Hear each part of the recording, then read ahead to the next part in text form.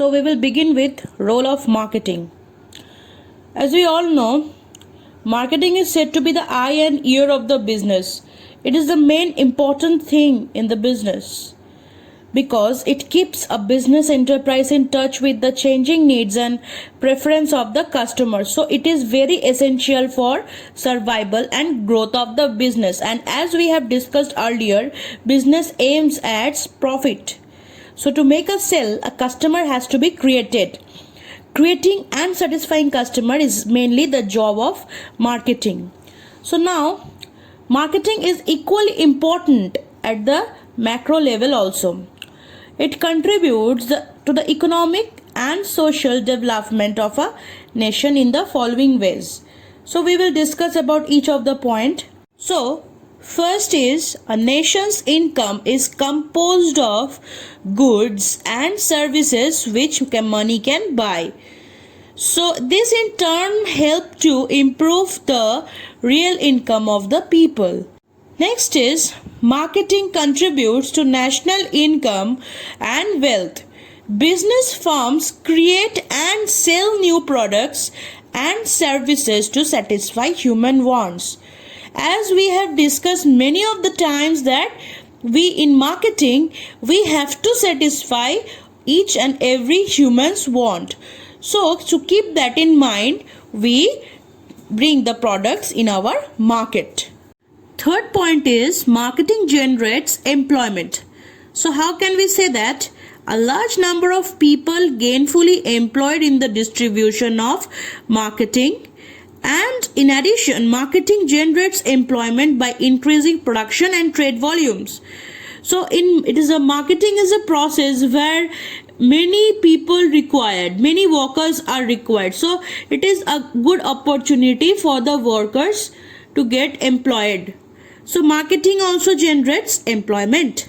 Next we will discuss about marketing helps to improve the standard of the living of the people by increasing the per capita income and by bringing new better products and services to the consumers. So suppose a product which is used daily, it can be upgraded by launching new product in the market. So there is a slogan given over here that is yesterday's luxury is into today's necessities. Now we'll discuss about the fifth point, that is in a developing country like India, marketing is all the more important. How? Because marketing deals with the buying and selling of products, and it aims for profit. And until and unless we think about the profit, until and unless we earn money, we cannot develop our country. So it is very important for a developing country to achieve some wealth. So marketing contributes to the development of entrepreneurial and managerial talent. Development of marketing leads to the integration of agriculture, industry and other sectors of the economy. Now we will discuss about the sixth point, that is marketing enables the government and non-government organizations to eliminate social evils like insanitation, illiteracy, drinking, gambling, dowry system, racism, etc. So it is through social marketing that family planning, pollution control, AIDS awareness and other socially useful programs have achieved a reasonable degree of success. So next we will come to the next point, that is what is the meaning and the nature of a product. So first we will talk about what is product. So product means anything tangible. What is tangible? Tangible means the things that which we can touch easily, we can see easily. So this is what is called tangible. So what is product? A product means anything tangible that can be offered to a market for attention, acquisition, use or consumption that can satisfy a want or need. Means a product which satisfy the human wants, that is which is tangible, it is called a product. So now we'll discuss some of the features of product. So what are they? First we'll talk about all the product features. Number 1 is tangibility, 2 is associated attributes, 3 is life cycle, 4 is exchange value, 5 is need satisfaction. So first we'll discuss about tangibility. So a product is tangible. Tangible means, as we all discussed previously, that is, it can be seen, touched and felt. Next is associated attributes. What is it? Associated attributes, it is in addition to physical features, a product has certain attributes which help customers to distinguish it from other products, package, brand name, warranty, etc. Next is life cycle. So each and everything has a life cycle. Even a butterfly also has a life cycle. So why can't the product has a life cycle? So we'll discuss about every product has its own life cycle, which consists of introduction, growth, maturity and decline stages. Means a product has to go through these stages. First will be the introduction stage, then comes its growth, then its maturity and then its decline. So next we will discuss about the exchange value. So what is exchange value? A product has some value which can be measured in terms of money. So what is it? So we buy the product, in exchange we give the money. So that is the exchange value. Last is need satisfaction. So every product is meant to satisfy human need. Until and unless it satisfies the human need, the product will not be sold in the market. Now we'll talk about a product is classified into two categories, that is consumer products and industrial products. So first we will discuss about all the consumer products. They are of three types. They are convenience products, shopping products and specialty products. So what is convenience product? Convenience products are those products which are purchased frequently and with a minimum of efforts. They are meant for personal convenience like newspaper, cigarette, toothpaste, soaps, etc. The products which we use as our household daily use. Next is shopping products. What are they? These products are purchased after a comparative analysis of quality, price, warranty of competitive brands such as furniture, TV, fridge, washing machine. Now third is specialty products. What are they? These products are purchased with special efforts like jewelry, fancy items, computer. These are very expensive products. So next we will discuss about the industrial products. What are they? They are like raw materials, suppliers, accessory equipments and installations. So first we'll discuss about the industrial product. These products are purchased for use in the production of other goods like raw materials, components and machinery are industrial products. First is raw material. So these include the natural and the farm products such as wheat, cotton, milk, coal. These are all the raw materials which directly come from agriculture or by producing. Next is supplies. Supplies like these includes nut bolts, like lubricating oil, heating fuel, typewriter ribbons. These are also the equipments which is required. Next we will discuss about accessory equipment.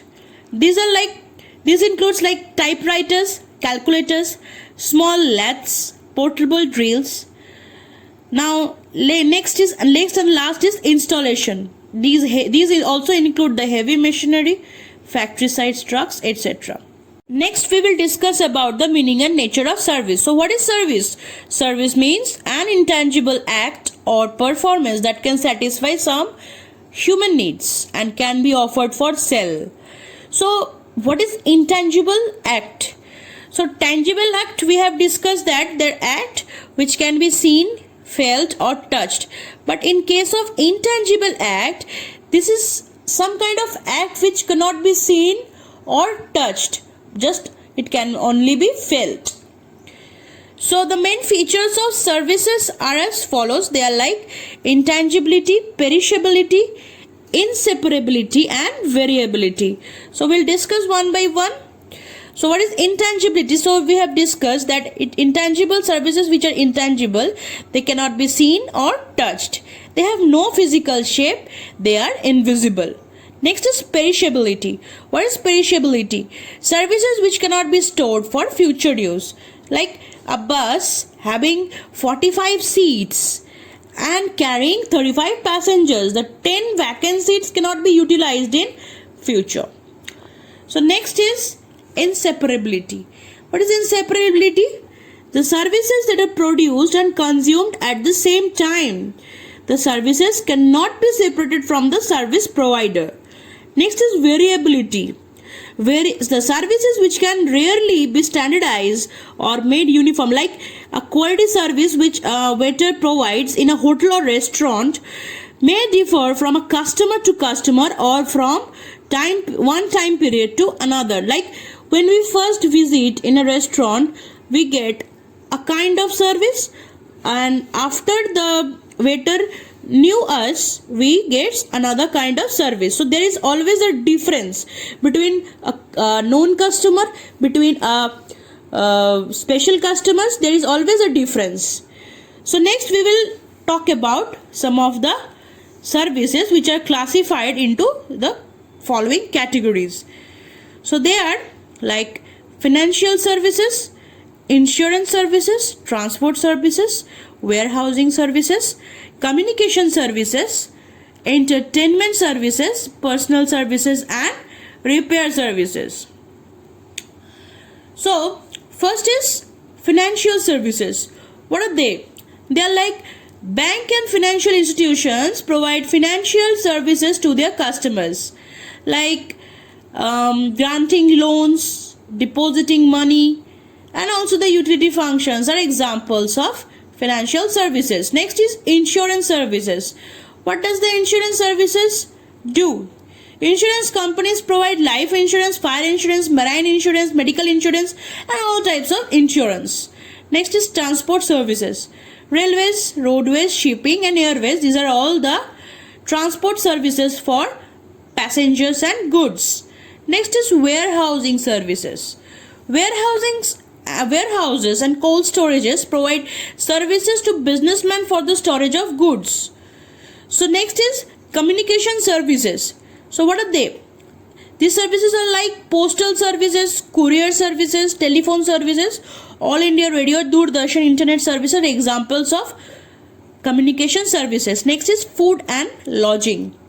So what services we get from food and lodging? Like hotel, guest houses, and restaurants provide food, drink, and accommodation. Next is entertainment services. Cinema, theaters, club, amusement parks, circus, magic shows, dance also provide the amusement to people. Next is personal services like tailoring, dry cleaning, beauty parlors, laundry, shoe repair, examples of personal services. Lastly, it is repair services. So these services are like repairing of buses, cars, computers, televisions, and radios, etc. Next we come to the difference between product and services. So we will discuss some of the points. Like a product is tangible but a service is intangible. A product is fully separable, remote transactions are possible, but in case of services, it is not separable, remote transactions are not possible. In case of product, a quality can be measured and also be controlled, but in case of service, it is difficult to control and measure a quality. Now we come to the inventory of the product.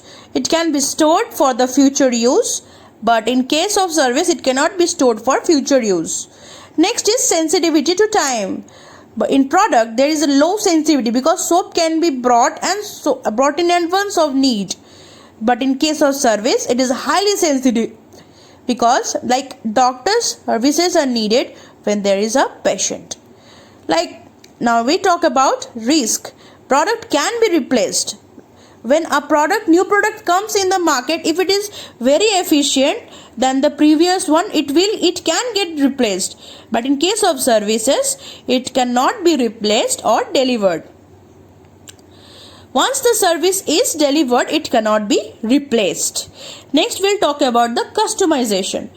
It increases, in case of product, it increases costs and restricts sales. In case of service, it increases customer delight. Next is the market relationship. In product, that is product and brand are the focus of transaction, but in service it is a very important link. Next is brand. In product, main strategies in product marketing, and in service it is equally important. People are equally important. Next, we'll talk about perishability. A product is usually durable, but a service is usually perishable. Next, we'll talk about ownership. It is transferable in case of product, but it is not transferable in case of service. We will discuss about the reasons for increasing importance of services. So what are they? Economic planning. Next is increasing urbanization. Next is media. Then rise in per capita income. Next is women workforce, and last is greater life expectancy. So what are they? First, we'll talk about economic planning. What is it? Government of India launched a 5-year plan in 1951 to achieve the rapid growth of the country. So industrialization requires industrial infrastructure like transport, communication, power, insurance, banking, finance, and social infrastructure. So therefore these services have expanded rapidly in the country. So next is increasing urbanization. So what is urbanization? Urbanization means it is the growth. So we will discuss about it. Urbanization has been another cause of expansion of service sector in India. Like there has been a shifting of population from rural to urban areas. So urbanization leads to rise in the demand for infrastructure such as communication, public utilities, distribution services. Next, we'll talk about media. So what is the job of a media? The television, internet, and other media has led to spurt in tourism. Modern technology has made business more comfortable. So in turn, tourism has promoted all types of services such as hotels, restaurants, travel agents, amusement park, event management, etc. Next is rise in per capita income. So growing per capita income has led to demand for new and better services.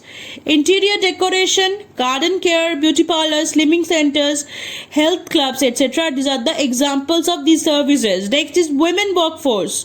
What is women workforce? Higher percentage of women in workforce has created demand for babysitting, household, domestic help, and such as other personal services. Last is greater life expectancy. So what is it? Increase in lifespan has led to greater demand for health care and related services. Greater concern for ecology and resource scarcity requires time sharing, pollution control, and other services.